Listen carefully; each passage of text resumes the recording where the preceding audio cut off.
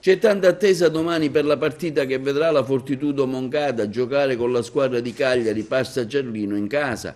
Entrambi le squadre sono appaiate a 6 punti, anche il Cagliari come la Fortitudo gioca per la salvezza e la permanenza nella serie.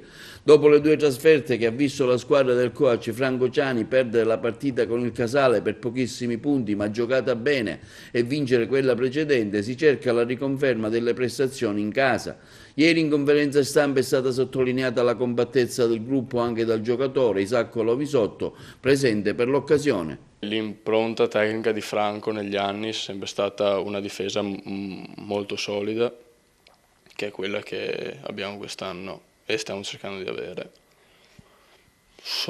Direi che c'è in comune tra attacco e difesa, c'è la faccia tosta di ragazzi di 20 anni, di 21 anni.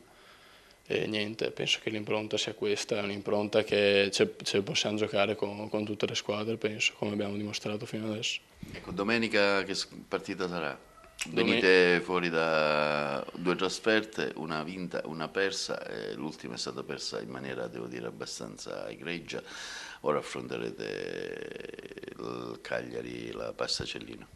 Loro hanno il nostro stesso record di vittorie e di sconfitte, quindi sarà importante fare una buona partita e di portare a casa il risultato, che in casa è importante, per poi andare a scafati e cercare di rubare una partita fuori dalle mura casalinghe.